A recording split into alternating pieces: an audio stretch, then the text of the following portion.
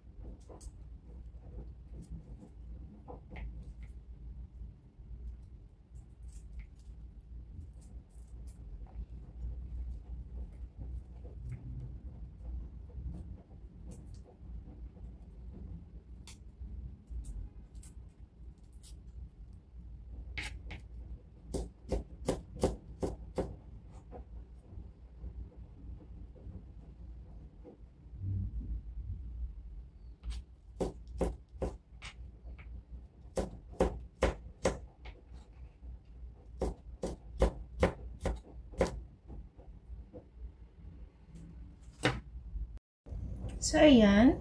Let's start to cook. Ayan, kailangan natin unahin yung oil. But this one, I use olive oil. Depende sa inyo kung gaano karami. Sa akin, okay lang. Tama lang. And, pagsamahin nyo na yung onion.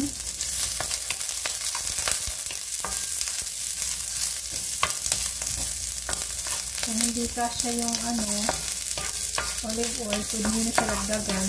Depende sa inyo yan, guys, ha. Ilagay na natin yung ginger, garlic.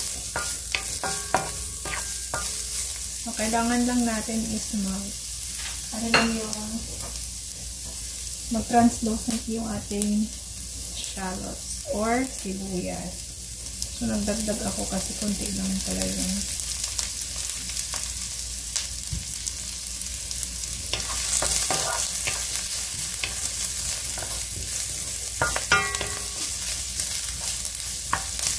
Para more on, tayo guys, more healthy.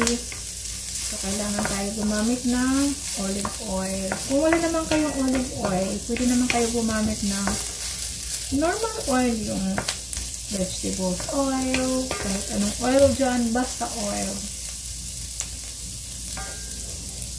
And, lagay na natin yung natin guys, yung shrimp. Gumamit ako ng frozen shrimp kasi wala tayong fresh na shrimp. So, at this time, maglalagay tayo ng salt. So, depende sa inyo. Tama lang, dapat huwag masyado salty. Kasi hindi rin maganda sa katawan. So, kailangan natin maglagay ng black pepper.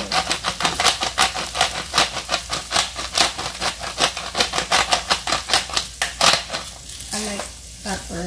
Black pepper. So, hintayin lang natin siya na maluto. Kasi tatanggalin natin ito pag bago natin ilagay yung yung ating gulay. Para hindi siya ma-overcook. Ang shrimp kasi dapat hindi siya ma-overcook. Parang lang siya. Usually sa mga seafood, dapat hindi talaga siya overcook. And kailangan ganito lang. Kasi lulutuin din naman natin siya mamaya. Ganun lang kadali. Ganun lang. And ilagay natin yung gulay. Gisahin natin yung gulay natin, guys.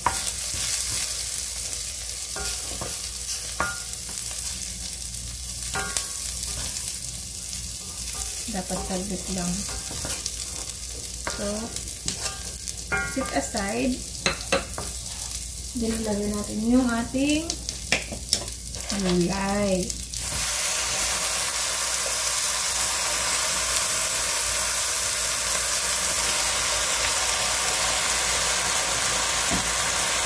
Lang, madali ang luto lang ito, guys.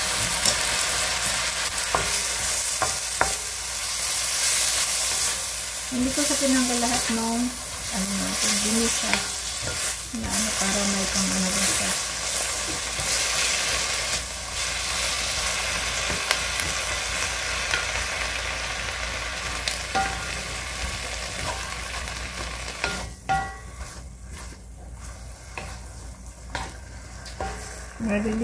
Pang madalian lang po na luto.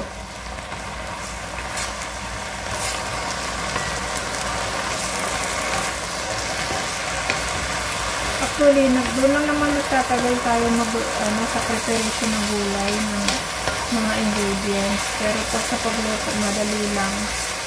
Mabilis lang. Pag mahaba lang yung video dahil sa may tayo na oras, kung ilang minutes. Kaya humahaba yung video. Actually, saglit lang talaga yung pagluluto. So, dito, mag-add tayo ng vegetables powder.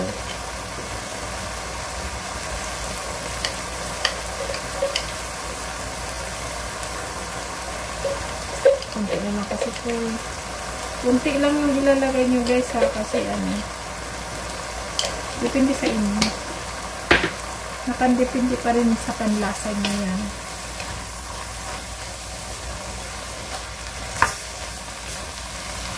So, ayan. Luto na yung ating gulay.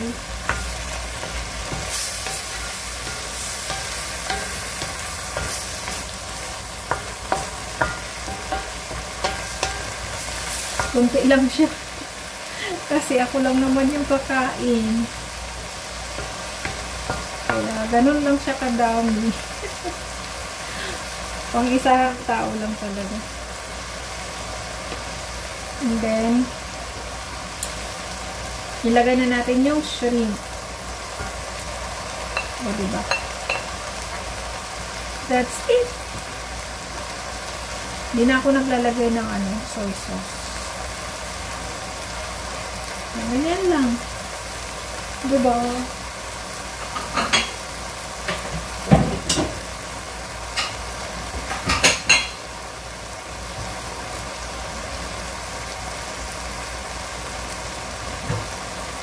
Ganyan lang kabilis magluto.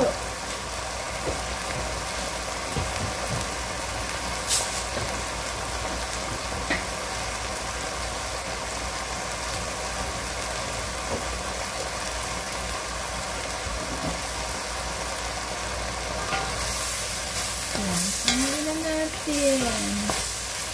Kasi i-cook naman ito.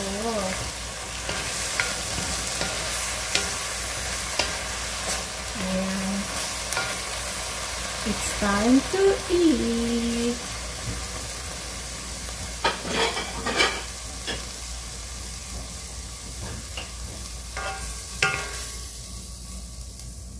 Ayan lang guys. No, diba? Sobrang simple. Simple lang ng buhay. Ulam pala. Simple lang yung ulam natin, pero the best. Sa sa luto ko, hindi na ako nagtitikim kasi alam ko naman na tansyado ko na yung lasa. Ganun.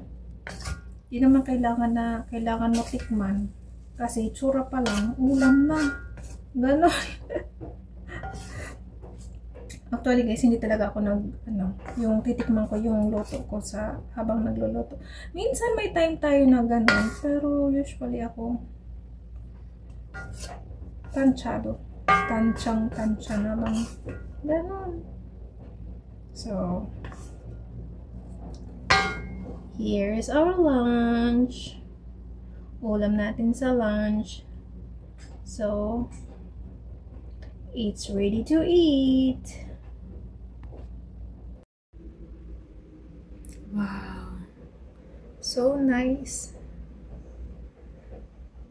Ayan guys, our lunch is ready to serve.